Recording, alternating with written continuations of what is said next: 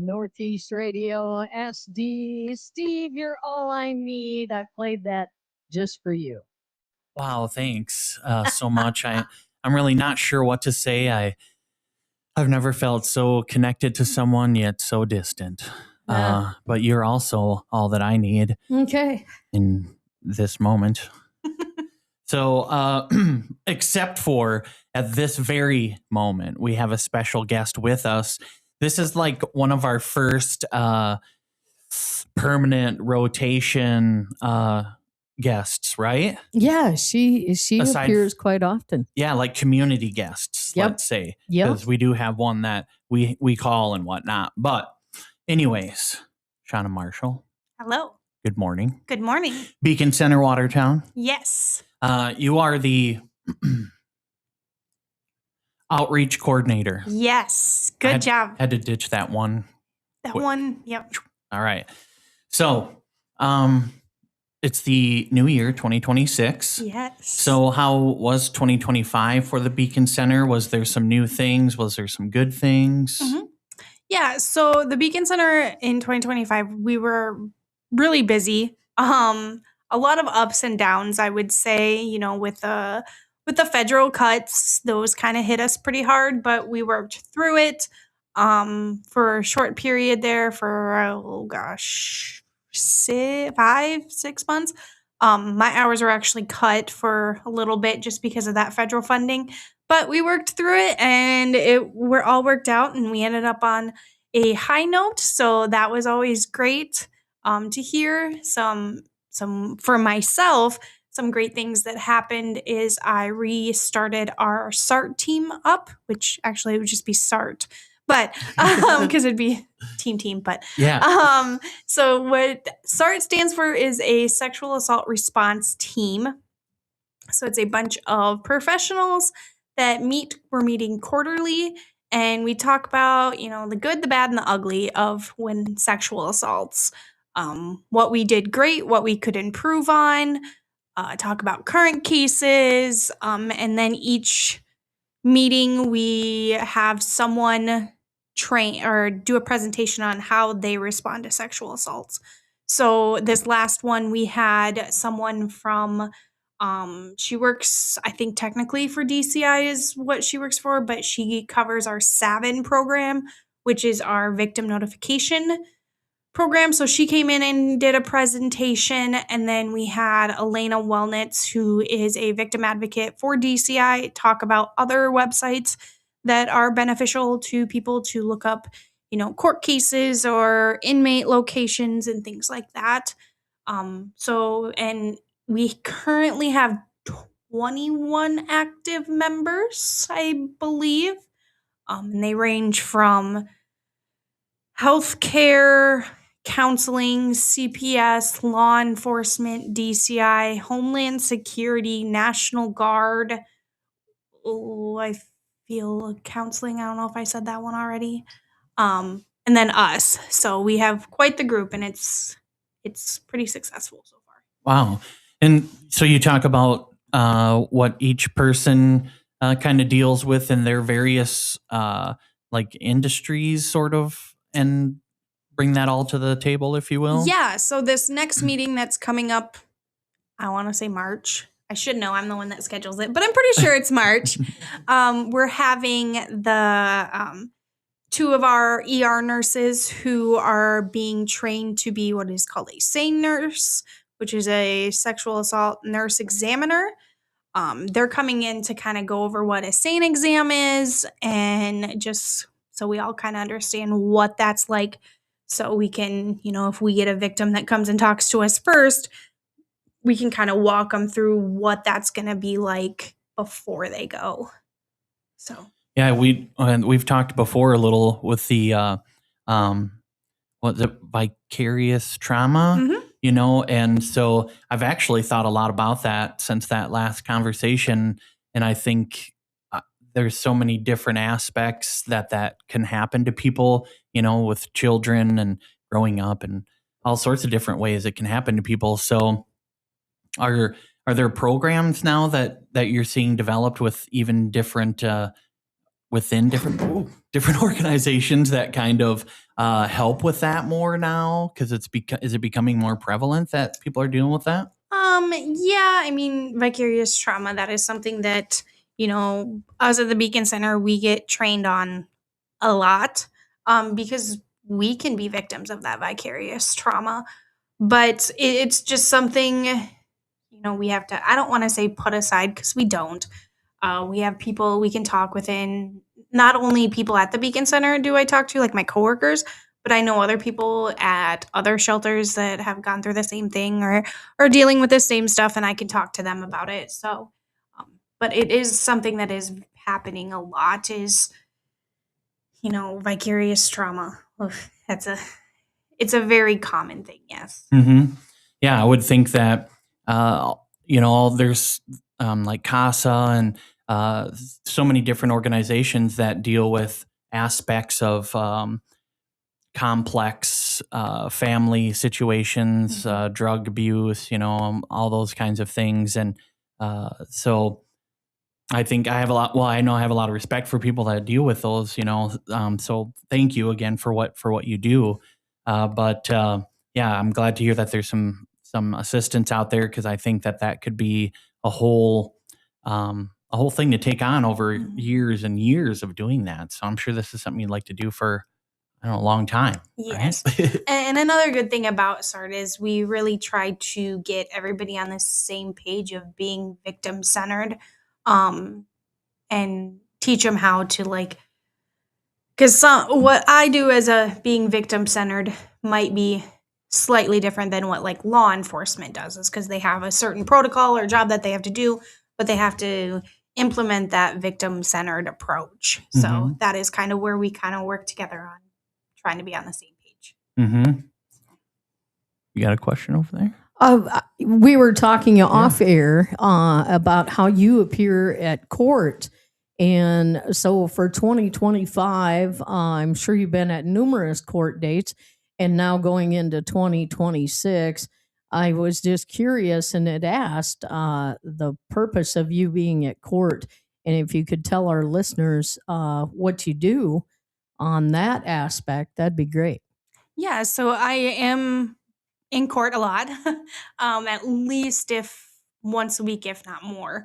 I know there was one week I was in court about 5 times. So I work great with all of the state's attorneys or clerk of courts. Here in Coddington, I work very closely with Jan Steele at the courthouse, and in the other counties that we serve, their clerk of courts will send me the court dockets every month or every time there's court. And if there's a domestic on there, I do show up. Whether the victim has seeked out our services or not, because sometimes just having that face in court, and if they see us, if they realize who we are, maybe that can help them be like, oh, there are people here to help. So that's what we do. There's been many times where, a victim may have seeked out our services at one time, but hasn't been back, which is totally fine. And I show up in court, and it's just that relief on their shoulder, oh, there is somebody here. We have a couple cases that I'm following that, the victim doesn't want to go to court to listen to it, but they still want to be updated. So I can give them a call and update them on the case of, so court was today, this is what happened, next court's this, things like that, just so they stay informed. And because that's their right, that's part of their rights that they have as a victim. So that's what I do. And I'm, whether it's just sitting in court, listening to the case go on, or if I'm sitting next to a victim when a sentence is going on and they're crying their eyes out and I'm just there to comfort them, I'm just a friendly face. And I've had a couple of professionals tell me that they've seen a lot of positivity of me being just in court. So that's great. That lets a victim know that someone's got their back. Yeah, and is there to help them out. And then as far as resources for 2026, the Beacon Center works strictly off of donations. And so what do you guys need? What are you looking for? So we are I'm guessing putting this out on Facebook today. We are good on clothes donations. Not saying that we won't accept them, but if you could just please limit it to 2 garbage bags per donation, that would be great. We have such a great community that we are overwhelmed with clothes at the moment. Food, same thing. We're really good on food. Some things that we do need is, those cleaning supplies, toothpaste, toothbrush, shampoo, conditioner, things like that, toilet paper, paper towels. We would always take that as well. Okay. So let's say I'm a victim of domestic violence, and I need some help, and I don't know where to go. Can I contact you through Facebook? Message you through Facebook, or how does one get a hold of you when they're not quite sure how to go about it? Mm-hmm. I mean, you can most definitely contact us through Facebook. I do just want to let you know that through our Facebook, we do not monitor that 24/7. So we might not respond right away or, because we just don't monitor that 24/7. The best way is to just give us a call. We have someone available to speak 24/7. We can talk you through it, whether you're, needing somewhere to go or if you're just wanting to talk to someone about the process, see what your next steps are. We're always there to listen. Let's say I'm not able to call. Let's say that my abuser is by my shoulder all the time. But I'm also able to get on my phone, and if I can't contact through Facebook, can I get a hold of you through the website maybe and send a little message? I don't think we have a link on our website. We do have an email that Okay. you can send, and I think our email's right on there. It's admin@beaconcentersd.com. We typically like that to be just for like admin things, but we do get people asking it. We do ask that calling is going to be the best. But we do get those situations where, your perpetrator's right there and you don't have access to talk. Right. There's that song that's going around quite frequently actually on TikTok now about I don't know the name of the song, but it's some girl calling asking for pizza delivery when she's sure. actually calling 911. Yes. It's a Yes. very touching song. Yeah. It's going around TikTok right now because of the Savannah law down in Tennessee, but so we get it if you can't call. And, we're all trained advocates. If someone called me and asked to order a pizza or whatever they might be asking, I think it would draw a red flag in my eye. Like, why would you be calling us? And then it would click. So, Yeah, sure. But you can message us on Facebook, Instagram. We have both of those. Just know that it is not monitored 24/7. So, Okay. All right. Very good. You can also donate. I see there's a donate button at the top, beaconcentersd.com with a heart on it. You can click that and it pops up another window that allows you to click one time. You can click monthly, 25, 50, 94, or you can put in any amount like $1 million if you'd like to. Oh, if you want to do $1 million, that'd be cool. Yep. That'd be awesome. We would definitely, accept that. It's interesting though that the third choice is 94.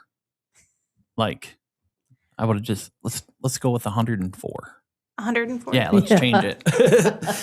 So yeah, you can donate on there.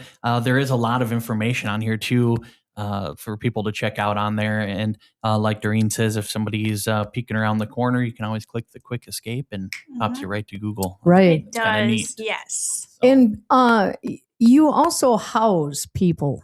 Yes. The Beacon Center. A lot of folks, we just assume that people know what the Beacon Center is and what it's all about. But if you could refresh our memories or let folks know that haven't learned about the Beacon Center, you do house families. So we are the Beacon Center. We're the Domestic Violence, Sexual Assault, and Stalking Center and Shelter. We do have a shelter on site. It has 8 apartments. We have 2 1-bedrooms, 4 2-bedrooms, and then 2 3-bedroom apartments back there. And we like to say that we're a 30-day shelter, but we know that's not easy to get housing in 30 days. So as long as you're, working with our staff, things like that, we're not just going to kick you out right at that 30 days. And some things that we offer, we have safety planning, life skills, case management. We have a food pantry, like we mentioned. I do the outreach. We have a family visitation center there too. So there's a lot that goes on at the Beacon Center. And you have an excellent staff. Fantastic Those staff. folks are great. Tell me a little bit about them. So we have currently 8 full-time staff, and then technically 3 part-time staff. We have Orielle, she runs the shelter in the back. So anybody that's in the shelter, she helps them. She's awesome at doing protection orders as well. We have Ashley, who is our case manager. So she helps them after they leave, helps them with getting housing, helps them once they get on housing to monitor that. It's called ESG. She helps monitor that. We have Emily, who is our family visitation coordinator, and she is busier than can all be. We have Jess, who does a lot of our behind the scenes stuff like reports, data entry type stuff. We have Kelly, who is our development coordinator, so she does all of our fundraising. We have Denise, who is our finance coordinator, so she handles all the grants and all that and makes sure we get paid, so she's cool. And then we have Donna, who is our executive director, who she is fantastic. So she's the one applying for the grants, making sure, the lights stay on, making sure everything runs smoothly, things like that. And I think that was all of them. I think I named them And all. then yourself. Oh, and then myself. Yeah, the outreach coordinator. And then our 2, 3 part-time. We have Haley, who is our every other weekend. She's our on-call. And then we have Cassie, who is our visitation monitor specialist. So she helps out in the visitation. And she also does some on-call hours. And then we have Joe, who is our as-needed maintenance man. So nice. Thanks, he's Joe. important. He is very important. Yes. Yeah. Everyone needs a Joe. That's right. That's right. That's awesome. Well, for 2026, the Beacon Center, mark that high on your list of charities and things you would like to help out with. That's a good New Year's resolution, isn't it? Mm-hmm. Yeah. Yes, come donate. Yeah. So thank you for coming in and giving us an update on 2025 and what's going on for 2026. You guys have a lot of fun activities too. Last time you were in, you had some fun stuff lined up. Do you have some of those events on the way for 2026? I don't. The next one that I know for sure we have is our Walk a Mile event. Mm-hmm. We haven't set a date, but that's usually in April. I know Kelly, our development coordinator, is working on some other fundraiser ideas. I can't really say any of them yet because they're not completely done yet. Mm-hmm. So those should be announced here. If you follow us on Facebook, that's usually where we put all of our stuff, is on our Facebook. So. Okay. I like your videos too that you post. Those are great. Yes. And we keep every week I'm at least seeing another idea like, oh, we should do this. So I'm sending it to Kelly like, hey, next year, this. Hey, we should do this. I mean, will we do that one? Probably not, because it'll probably change 5 times before then. So. All right. Okay, good. Great. They're always good. Well, I guess we'll see you next month, and then we'll know more. Maybe we'll have a little more of what you just teased. If not, you can tease a little more, and we'll just keep teasing them until we actually know. Yes. So, yes. Okay. Perfect. All right. Well, Shauna Marshall, outreach coordinator with the Beacon Center. Thank you for coming in. Yes. Thank you for what you do. Yes, no problem. Thank you. Thank you for everything. And thank you for 2025. And thank you for 2026. Yes, I'm looking forward to 2026. Is that enough thank yous? I think so. Okay. Doreen, are you good? I'm good. Okay. Well, thank you too, Doreen. You're welcome. Appreciate you. All right. Well, that does it. We'll see the Beacon Center next month, and go ahead and play some music here on Northeast Radio SD. Your sympathy.